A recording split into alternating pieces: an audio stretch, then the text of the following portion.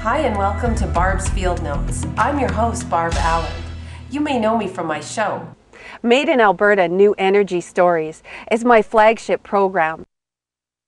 For 3 years now, I've been celebrating with my fellow Albertans our initiatives and our achievements in building the new energy future. That's the new look I've been working on. And there's a new sponsors package to go with it. I intend to prove a few things in Season 3. And for one, that the show can become financially sustainable. That way we can have ongoing exploration by regional and independent producers on the most burning issue of our day. And that is, what are Canadians doing to evolve from where we are today into our diversified, renewable, and sustainable new energy future? I've got pie charts and everything. There's some really good stuff coming up. So I'm in between seasons of Made-in-Alberta, but I'm itchy to keep producing. So I thought I would move on to the next phase. So the next phase includes opening up channels of communications with other producers so that we can learn from each other, and better networking so that maybe we can get high quality new energy stories in every region across Canada. We get to do the best thing that we can do to help the environment and maybe make a living at it. It's a win-win-win situation. And everybody knows I like those. But with Barb's Field Notes, I also want to explore something else I'm working on that seems to be getting overlooked.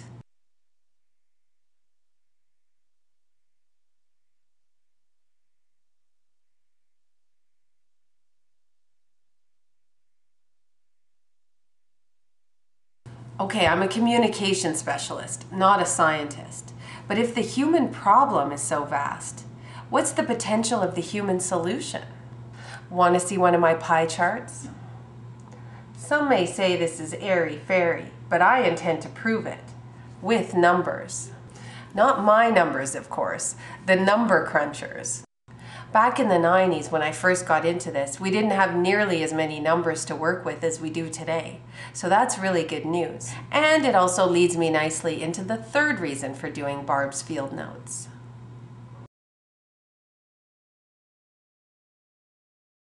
I'm going to start out with a very special feature on a very special day. 4 years ago today, we lost one of Canada's greatest environmental activists. I'd like to introduce you to a gentleman and scholar who never needed numbers to believe 100% in the power of everyday people to change the world. The Venerable Mr. Gomberg. Here he is back in 2000, running for mayor in Toronto. I'll catch up with you next week. Thanks for watching the first ever Barb's Field Notes.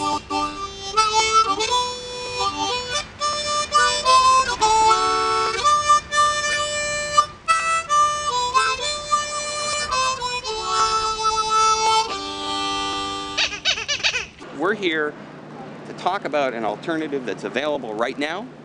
We're inviting people to get on board the streetcar, to join the rocket, because this campaign is taking off. Alright, we're gonna jump on the party bus. Alrighty. November 13th is a magical day. We have the opportunity on November 13th to bring about a huge change in this city and to bring Toronto into the new millennium. Help yourself, we have some vegetables and some juice. Enjoy yourself. Oh, tell me, Mr. Businessman, is business going well? It's like a grassroots thing. It's like back to the basics. The water could get polluted and they could get sick, and we don't want them to get sick. Check it out.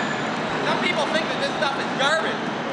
But if you look at it in a different way, it's actually a resource. Figure this one out. Then we have a whole other system to pump water into our houses to flush the toilet. We should be capturing this water and using it on site instead of getting rid of this water at great expense, and then at more great expense, bringing water in.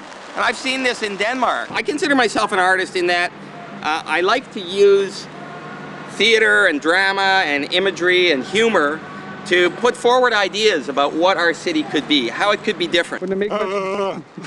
I'm not against a party, but if these Olympic Games are going to cost taxpayers $2 or $3 billion in public subsidies, and if it's going to mean that people who are living close to the edge on the streets or in low-income housing are going to get booted out.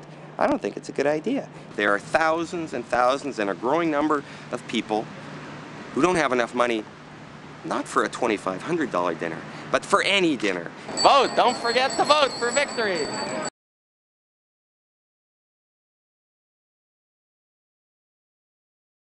If someone's hungry, they should be entitled to go take some food to eat. So long as, they're not taking it from someone else who's hungry.